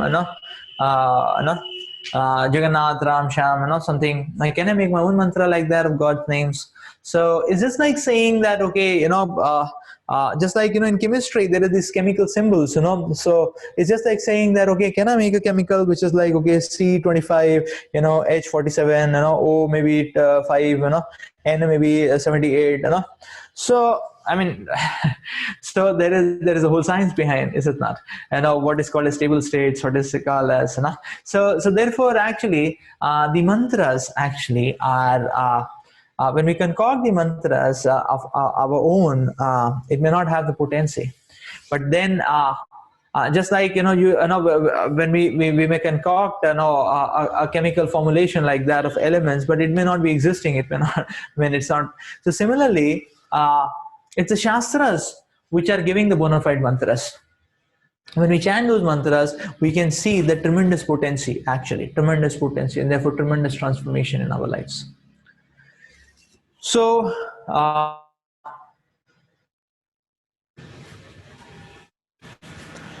so certain quick do's. So you see, mantra meditation is like a science, and therefore there are certain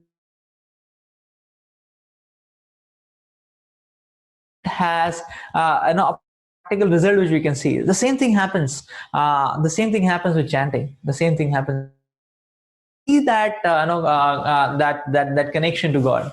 Just like you see, when you dial a 10-digit number, you can connect to your parents. I mean, right now you're sitting at home, but when you physically come to the college, just by you can connect to your now you can connect to your relatives, and you can connect to anyone just by a 10-digit code. Dial code. So similarly, when we chant. Now this 16 syllable or 16 word Mahamantra we chant, we can connect to God in that way. It's like one-on-one, conferencing, heart-to-heart conferencing with God. That's what mantra meditation is all about. So the rules of chanting. It says, we can seek blessings of, so we chant this mantra, Shri Krishna Chaitanya, Prabhu Nityananda, Shri Advaita Gadadhar, Shivas Adi Gaur Bhaktavinda. Why? Because it's Lord Chaitanya who explain or who has offered to us this this very easy and sublime and practical process of connecting to God, connecting to Krishna. So this is prayers to Lord Chaitanya to so that to bless us, so that we can be sincere in our attempts to serve Krishna, to connect to Krishna. It is explained one should chant audibly, loud enough that one can hear. We should not shout. We should not chant in the mind. Just only in the mind. So in the mind also, if one chants, one gets some benefits. But it's very difficult to remain attentive in the mind. But when one is speaking, then one can be more attentive, and it is attentiveness which is most important. Because the sound vibration is spiritual. If you are attentive, we get the maximum benefits. It's just like sometimes people they memorize subjects by speaking it aloud. So why? Because you can concentrate more. So therefore the effect is more. So chant audibly, pronounce each name distinctly, chant with respect, devotion, and concentration. Srila Prabhupada explained that actually. So chanting is like, so when we are like when we are chanting the Hare Krishna Mahamantra, the Hare is referring to Srimati Radharani, who is our eternal mother, and Krishna is referring to Lord Krishna, so Ram and Krishna both are referring to the Supreme Lord Krishna, actually. So Ram is referring to Lord Radharaman, and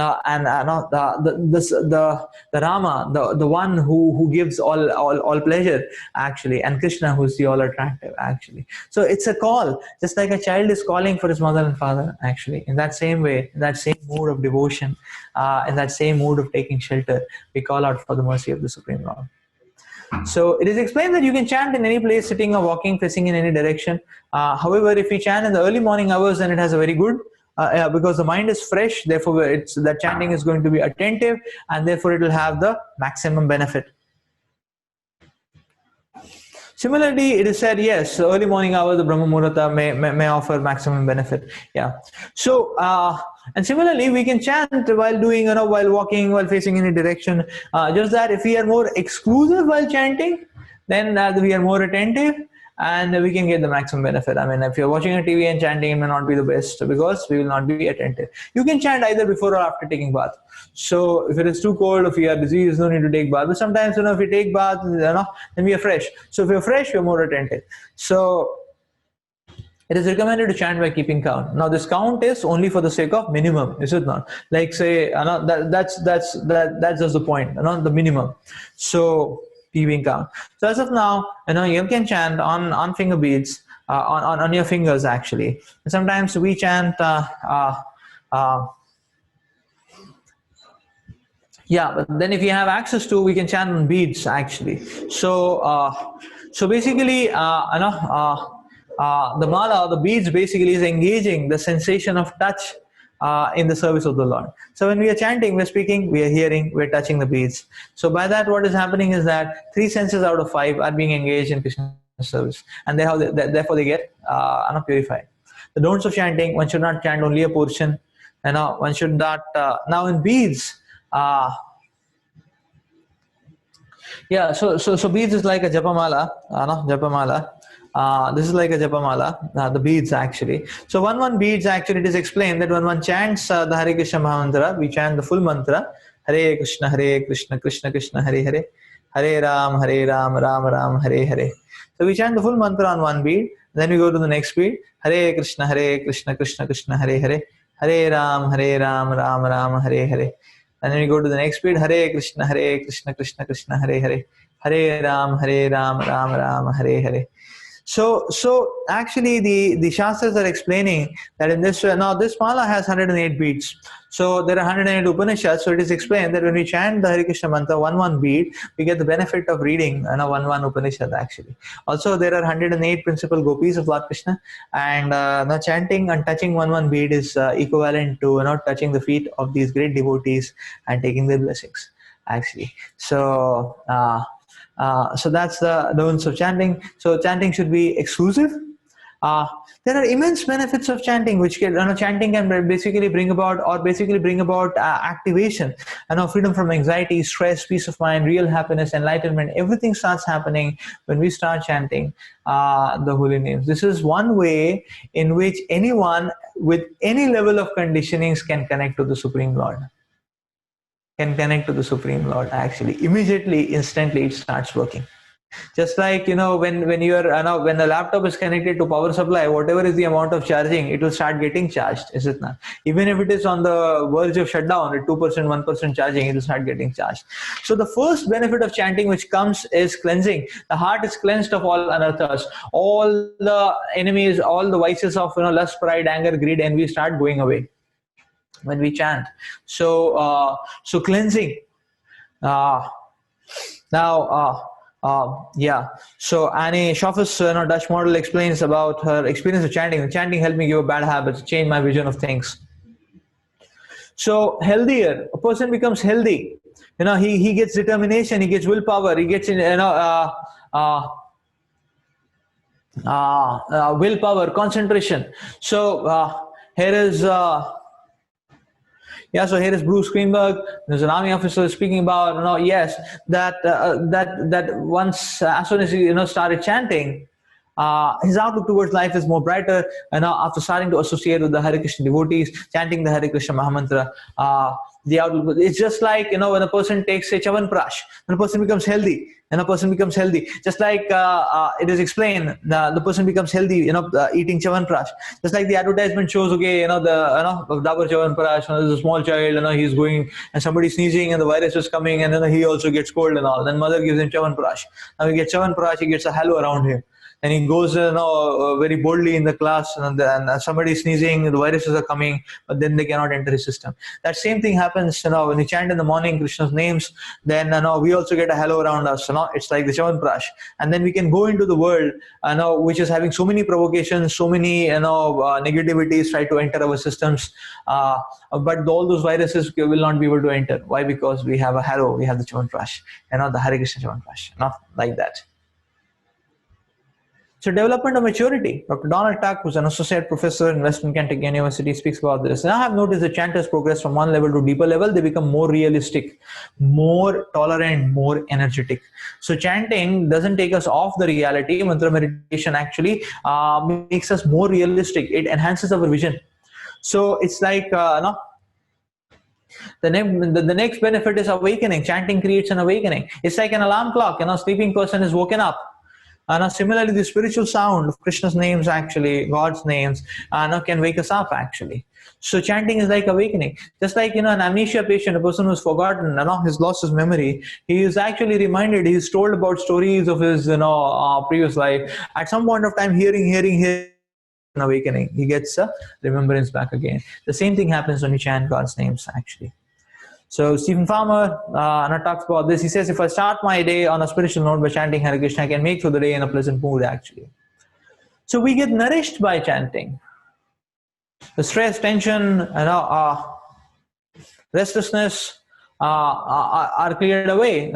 And Jean Claude, Halish is the youngest director in France, and he talks about it that everything started happening to me when I began chanting Hare Krishna.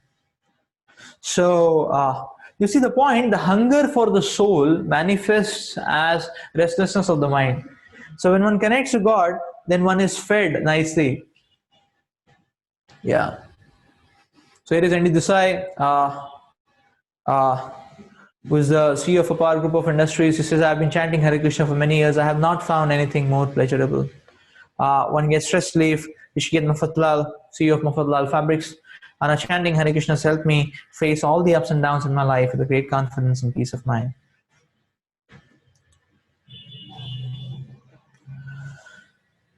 So, and the next what we get is total enhancement by chanting. So it's total enhancement by chanting. Everything starts becoming lit. Just like in a dark room, I mean, without God's grace, it's like the whole world is dark.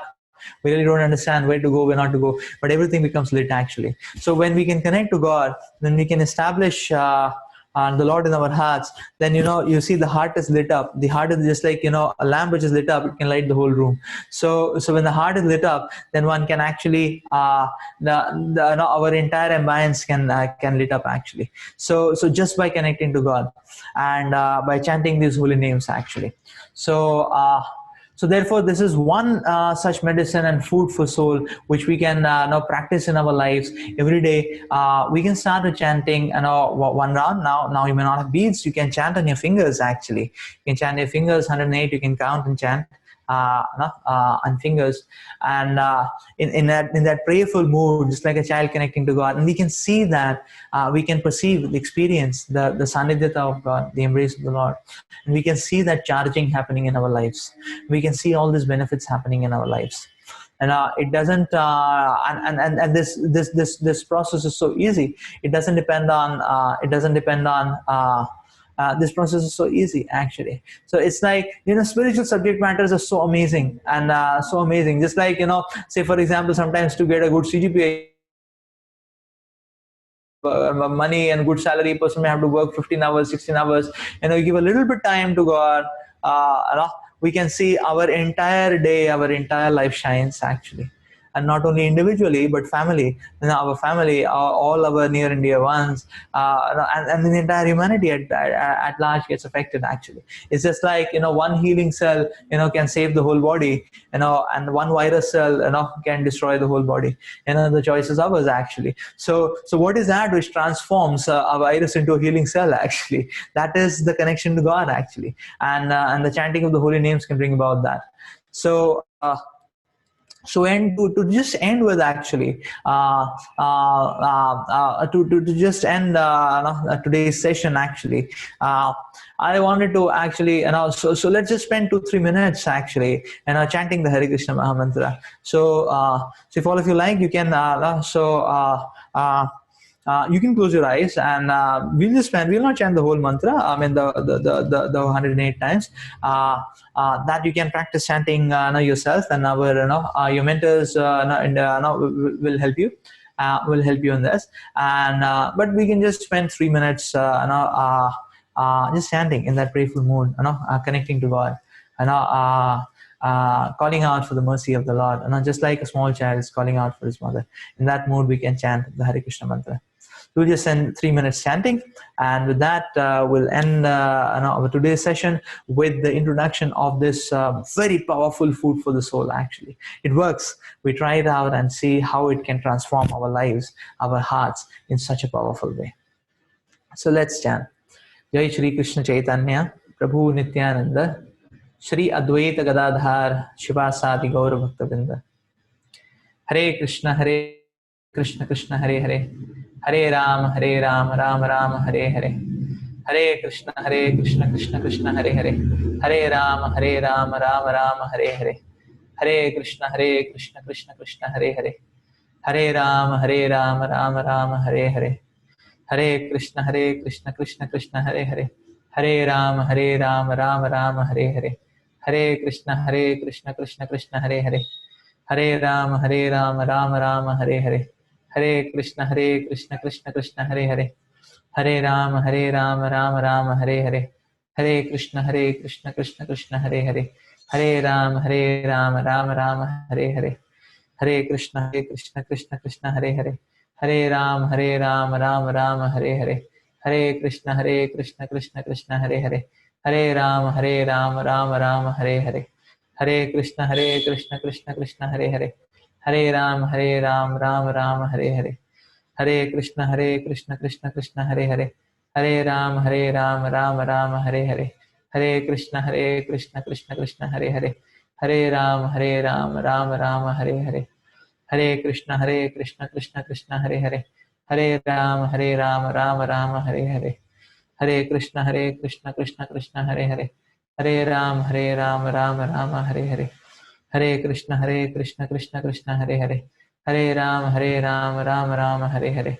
Hare Krishna Krishna Hare Hare, Hare Ram Ram Ram Hare Hare, Hare Krishna Krishna Krishna Hare Hare, Hare Ram Ram Ram Hare Hare, Hare Krishna Krishna Krishna Hare Hare, Hare Ram Ram Ram Hare Hare, Hare Krishna Krishna Krishna Hare Hare, Hare Ram Ram Ram Hare Hare, Hare Krishna Krishna Krishna Hare Hare, Hare Ram Ram Ram Hare Hare, Hare Krishna Krishna Krishna Hare Hare, Hare Ram Ram Ram Hare Hare, Hare Krishna Krishna Krishna Hare Hare, Hare Ram Ram Ram Hare Hare, Hare Krishna Krishna Krishna Hare Hare, Hare Ram Ram Hare Hare, Hare Krishna Krishna Krishna Hare Hare, Hare Ram Ram Hare Hare, Hare Krishna Krishna Krishna Hare Hare, Hare Ram Ram Hare Hare,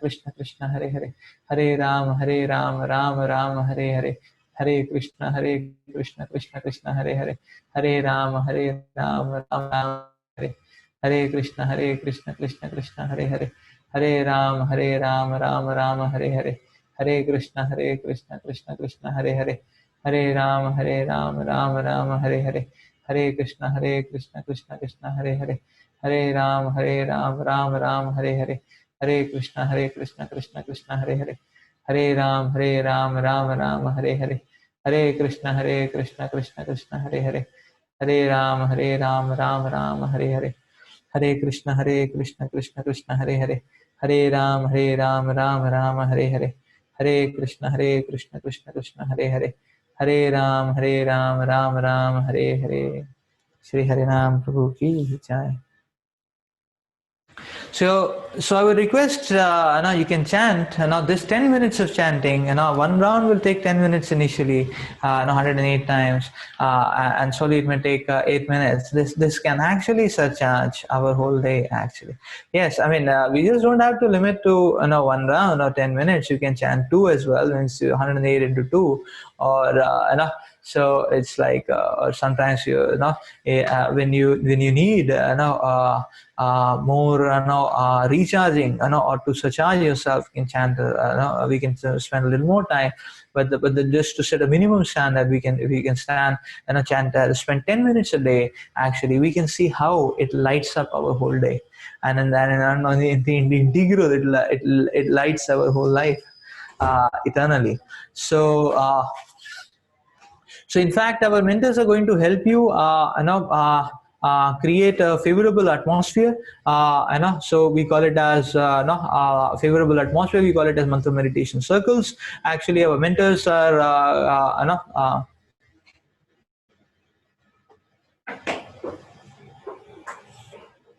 so our mentors, your respective mentors are going to help you actually create an atmosphere, through the various, the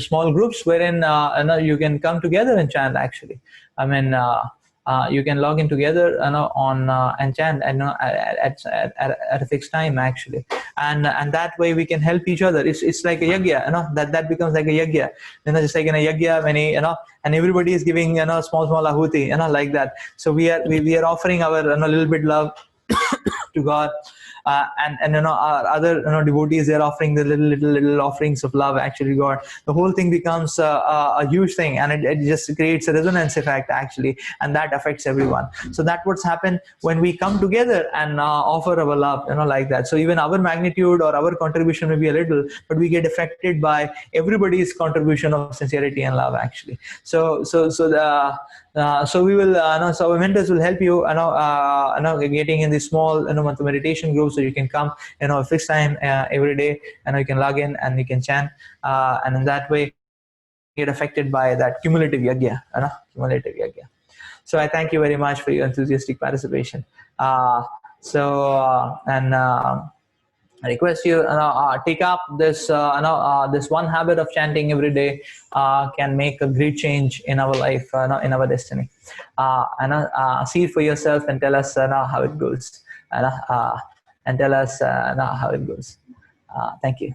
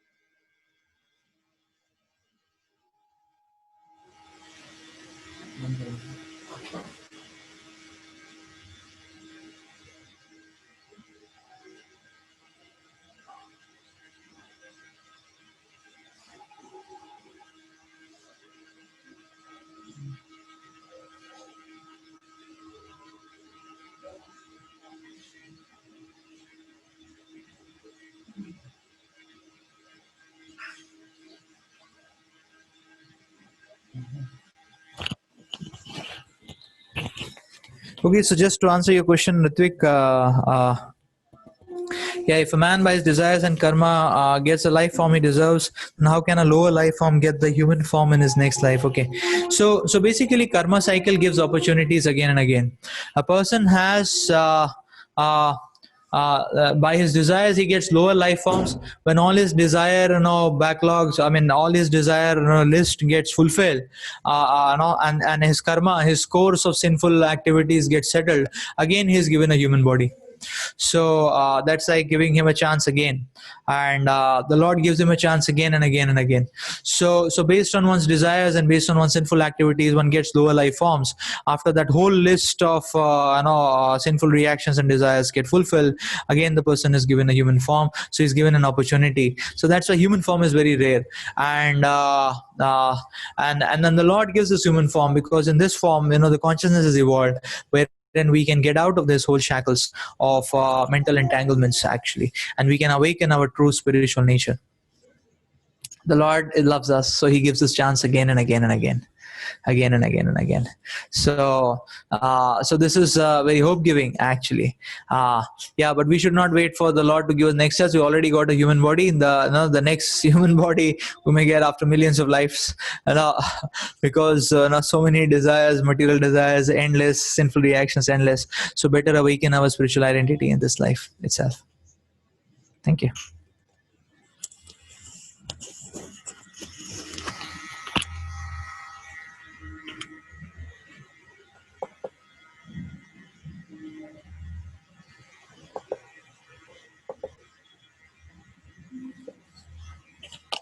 So thank you so much for joining with us today, and we thank Mayank sir for such a wonderful and powerful session, enlightening us on the science of the soul.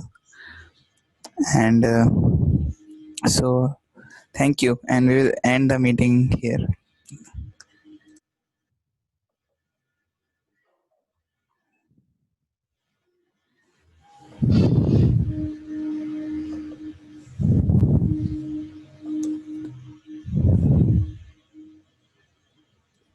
Next seminar will be on next Sunday, and every week maybe we will conduct some group meetings where we can practice this meditating, chanting Hare Krishna Mahamantra together. Okay.